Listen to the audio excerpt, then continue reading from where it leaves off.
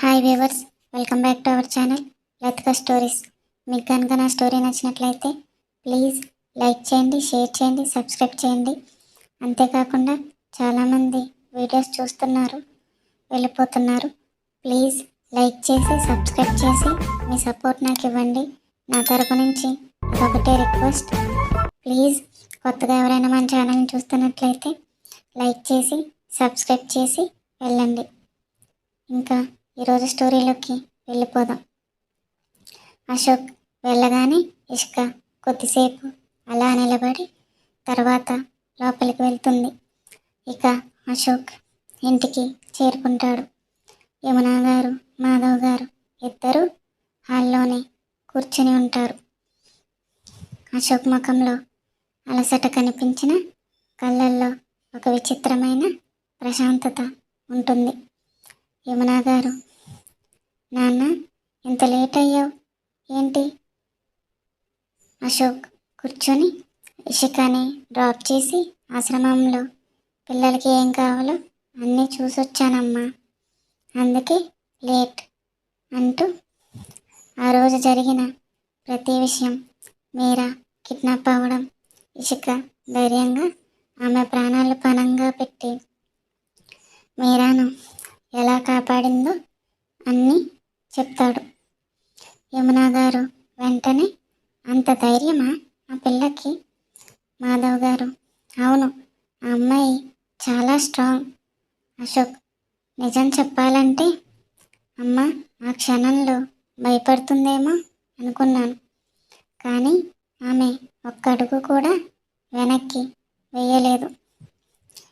చాలా మెచ్యూర్ ఇషిక.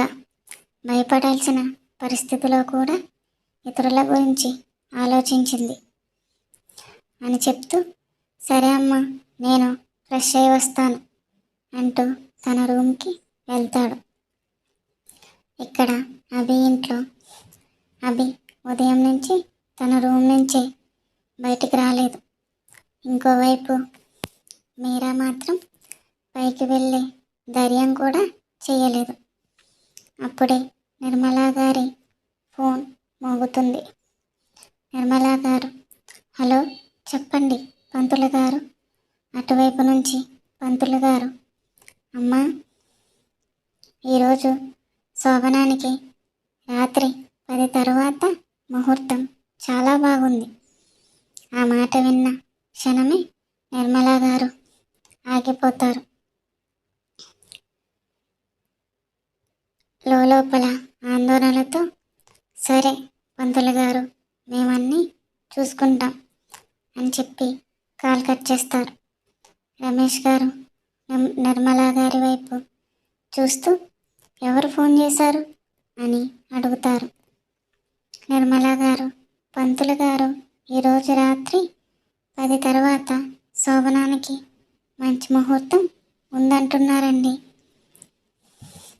సాయంత్రం first night ఏర్పాట్లు చేయించమంటున్నారు అని చెబుతారు.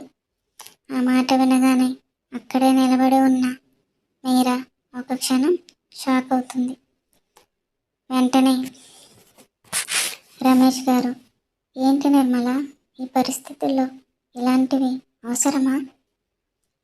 అవి పరిస్థితి చూసావు కదా, మీరా ఎంత భయపడుతుందో మనం చూడట్లేదా? నిర్మలా గారు, తప్పడం లేదండి. అభిలో మార్పు రావాలంటే మన ప్రయత్నం మనం చేయాలి కదా, ఇది మన ఆచారం. అందుకే మీరా ప్రెగ్నెంట్ అయినా సరే జరగాల్సిన తంతు జరిపించాలి. ఆ మాటలు రమేష్ గారిని మౌనంగా చేస్తాయి. ఆయన సరే నీ ఇష్టం అని ఒక మాట మాత్రమే అంటారు. ఇదంతా దూరంగా నిలబడి ఉన్న మీరా వింటుంది. ఆమె గుండె బరువెక్కినట్టుగా అనిపిస్తుంది. నా ఇష్టం ఎవరికి అవసరం లేదే అనే ప్రశ్న ఆమె మనసులో వినిపిస్తుంది. కళ్ళ నుంచి నిశ్శబ్దంగా నీళ్లు జారిపోతాయి.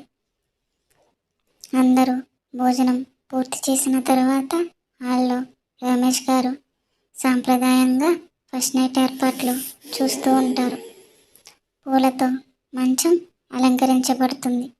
దీపాల వెలుగుతో గదిలో ఓ ప్రశాంతత కనిపిస్తుంది. ఇంకోవైపు గదిలో నిర్మలా గారు మీరాను రెడీ చేస్తూ ఉంటారు. ఆమె ముఖం అద్దంలో కనిపిస్తుంది. చూపుల్లో భయం, హృదయంలో ఆందోళన. నిర్మలా గారు మీరా చేయి పట్టుకుని, అమ్మా మీరా, అభి మనసు ఇప్పుడెలా ఉంది? కానీ అభి చెడ్డవాడు మాత్రం కాదు. వాడిని పెద్ద మనసుతో క్షమించు తల్లి. అంతేకాదు, నీ కాపురాన్ని నువ్వే చక్కబెట్టుకోవాలి. వాడిని నీ దారిలోకి తెచ్చుకోవాలి. ఆ మాటలు విన్న మీరా కళ్ళల్లో నీళ్లు మెరుస్తాయి. నేను ప్రయత్నిస్తాను అత్తయ్య, కానీ నాకు కూడా చాలా భయం వేస్తుంది అని మెల్లగా చెప్తుంది మీరా. నిర్మలా గారు ఆమె తలపై ప్రేమగా చెయ్యి వేసి, ధైర్యంగా ఉండమ్మా. వాడిని నీ దారిలోకి తెచ్చుకో. అభిలో మార్పు తీసుకురాగలదే నువ్వే అంటూ మీరాకి నుదుటిపై ముద్దు పెడుతూ ఆమెకి ధైర్యం ఇస్తారు. అద్దంలో తనని తాను చూసుకుంటున్న మీరాకి చాలా అందంగా కుందనపు బొమ్మల ఉంది. కానీ ఆ అందానికి సరిపోయే నవ్వు, సంతోషం లేదు మీరా ఫేస్లో. రమేష్ గారు అభి దగ్గరికి వెళ్తారు. అభి కుర్చీలో అలానే కూర్చొని ఉన్నాడు. కళ్ళల్లో కోపం ఇంకా చల్లారలేదు. రమేష్ గారు ఒక క్షణం ఆగి గంభీరంగా, అభి, నీ మనసులో ఏముందో నాకు తెలియనిది కాదు. కానీ ఈ ఇంటి పరువు, ఆ అమ్మాయి జీవితం ఇప్పుడు నీ చేతుల్లోనే ఉంది. అభి ఏం మాట్లాడకుండా వెనక్కి చూస్తూ ఉంటాడు. రమేష్ గారు తన చేతిలో ఉన్న పట్టుబట్టలు అభి చేతిలో పెడుతూ, ఇవి వేసుకొని రెడీ అవ్వు. ఇది నీ ఇష్టం అనిష్టం అనే ప్రశ్న కాదు, నీ బాధ్యత. అభి వెనక్కి తిరిగి తండ్రి వైపు చూస్తాడు. ఏదో చెప్పాలనుకుంటాడు, కానీ మాటలు రావు. రమేష్ గారు, మీరా ఏ తప్పు చేయలేదు. ఈ రాత్రి ఆ అమ్మాయి ఒంటరిగా మాత్రం ఉండకూడదు. ఇంతకన్నా నేను నీకేమీ చెప్పలేను అని వెళ్ళిపోతారు. అభి చేతిలో పట్టుబట్టలు ఉన్నాయి. వాటిని కోపంగా చూస్తూ వెంటనే మళ్ళీ తన మనసులో తుఫాను చెలరేగుతుంది. ఇక్కడ ఇషిక పార్టీకి రెడీ అయింది. నీట్గా టై చేసిన హెయిర్, లైట్ మేకప్, మోకాళ్ళ వరకు వచ్చే బ్లాక్ మినీ ఫ్రాక్. సింపుల్గా ఉన్న చూడగానే చూపు తన దగ్గరే ఆగిపోయేలా ఉంది. అప్పుడే బయట నుంచి కారు హారన్ సౌండ్ వినిపిస్తుంది. ఇషిక అంతా ఓకే అని అనుకుని చిన్న పర్స్ తీసుకుని బయటకు వస్తుంది. గేట్ దగ్గర అశోక్ కార్ డోర్ తెచ్చుకుంటుంది. ఇషిక ఒక్కసారిగా షాక్ అవుతుంది. ఎందుకంటే కార్ లోపల ఎవరో కాదు, అశోక్. ఇషిక కళ్ళు పెద్దవవుతాయి. అశోక్ డోర్ ఓపెన్ చేసి బయటకు వస్తాడు. అశోక్ చూపు నేరుగా ఇషిక తలపై నుంచి పాదాల వరకు వస్తుంది. ఇషిక ఆ చూపుని భరించలేక, ఎందుకు ఇలా చూస్తున్నారు అని లోపల అనుకుంటుంది మనసులో. కానీ ఒక నిమిషం ఇషికకు నిజంగానే చిన్న భయం కలుగుతుంది. తన చేతిలో ఉన్న పర్స్ని అనుకోకుండా గట్టిగా పట్టుకుంటుంది. అశోక్ ఇషిక దగ్గరికి వచ్చి ఆమె డ్రెస్ని పైనుంచి కింద వరకు చూసి ఏంటి ఈ డ్రెస్ అని అడుగుతాడు.